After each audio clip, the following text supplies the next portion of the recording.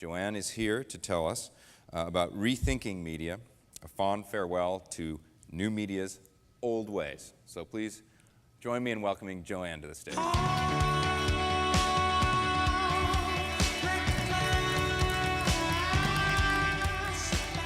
Hi, everybody. How are you today? I competed against John Battelle when he worked at the Industry Standard, and I worked at Business Week at that point in time, and he was new media back then. Business Week in the year 2000 had $450 million in revenue when I ran ad sales there, and last year they were sold for $5 million. So 9 years later, they maybe should have rethought what was going on. And as someone said to me at D the other day when we were discussing what is Newsweek going to sell for, you should maybe never buy anything with the word week in the title at this point in time. So rethinking media is an interesting one. I'm thrilled to be a member of the Demand Media team. You know, our whole goal is to publish what the world wants to know and share. We have 82 million unique users. I think that's a very well-kept secret that we want to make sure that you guys all know. So we are coming close to the competitors, the big competitors in the field. We own all of our content. We publish all of our content. So yesterday, Arthur Sulzberger talked about his #1 emailed article was How to Train Your Husband. I went on to eHow today, and we have 24,600 articles with the topic of husband in them. One of my favorite topics that we've written a fine article about is how to be a good wife to a moody and difficult husband. So I think that it's clearly a topic, and one of the things that Demand does is we look at what people are looking for and we write that. So clearly the husband-wife relationship deserves 24,600 articles. So we were thrilled that the New York Times spotted it as a trend and put it on there. Today I went to the New York Times and they had an article about terrariums on there. And I thought, well, that's an interesting trend. So I went to eHow and I looked. We have 225 articles about terrariums. So we knew before the New York Times knew that we should publish articles about terrariums. So if you want to build a terrarium, please go look on eHow. It would be a fantastic experience. The other thing is that we're top 10 in a bunch of categories that you guys probably don't know about. Home and garden. We are #1 in that category. Lifestyle, we are #3 in that category.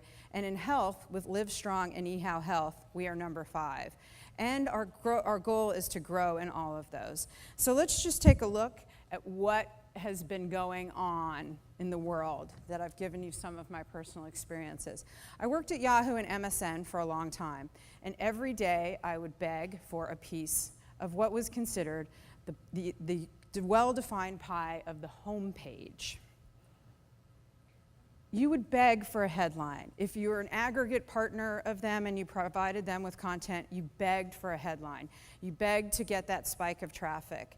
It happened every single day, whether you were someone delivering an ad solution or you were a partner that wanted your headline to be on there.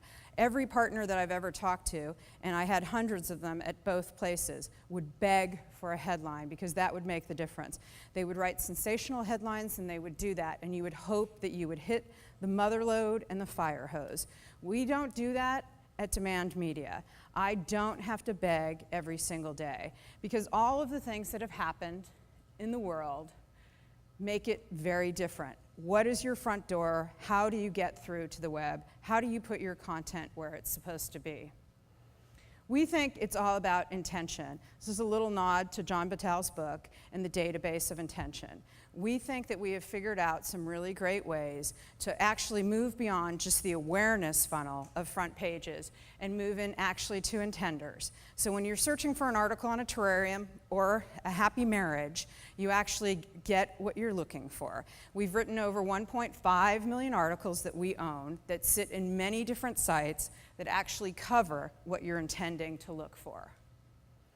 We think there are 3 different ways that people express intent today. First is through content, which I've talked a lot about. The next one is through the social graph. We think there's some unbelievable things happening in how information is shared socially. And I think of that as a front page for us. And then apps as well. So I'm going to give you a couple of really quick examples about things that we've done. Let's talk about content as marketing. So everybody here, who hasn't been to Google, right? So you've all been to Google. Maybe when was the last time you went to all 3 of the portals in a given day? I bet you've gone to Google and looked for something. So, my husband usually does this job in the wireless router. So he looks up for this. As an advertiser, you can get to 10 to 20% of the clicks through the paid placements there.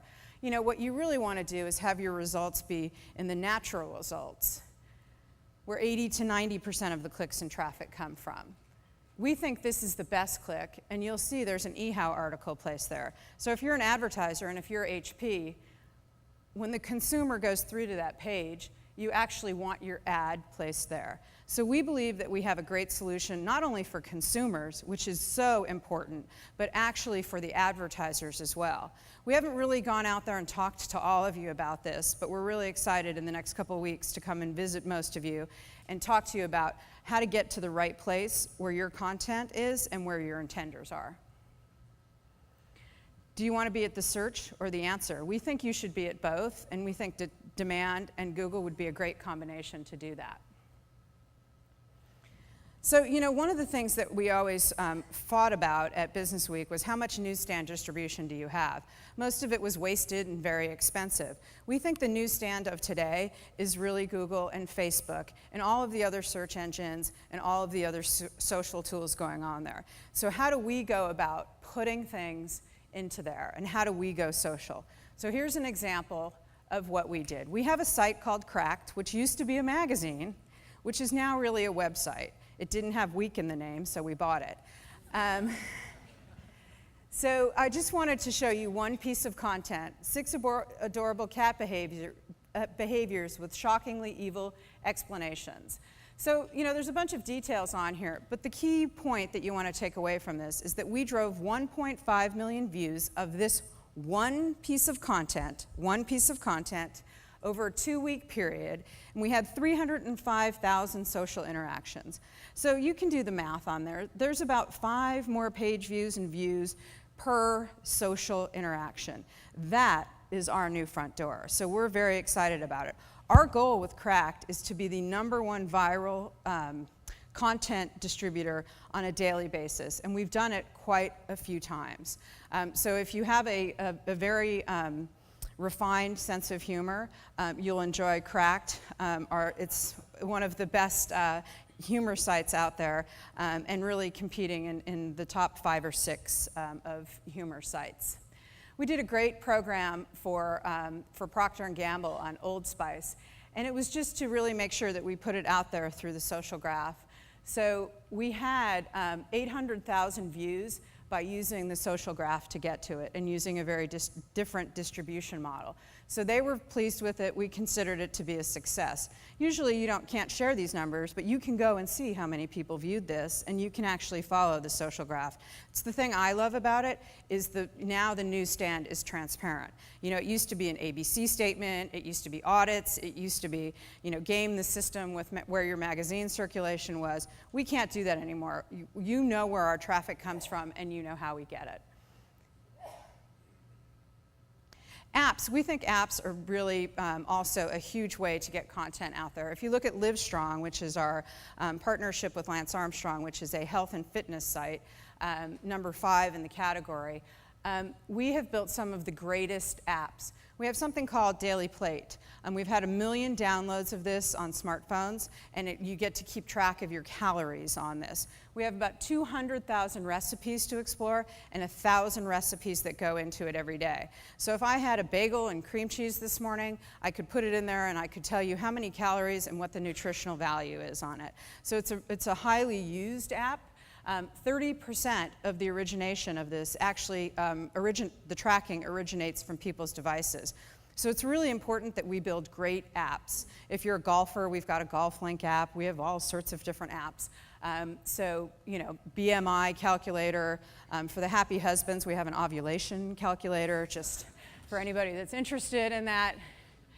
So as a marketer, what do you do? Sarah Lee was looking for people making decisions about what they were going to eat and really wanted to get into people that cared about nutritional value, et cetera. So this is putting Sara Lee bread when people are looking for bread.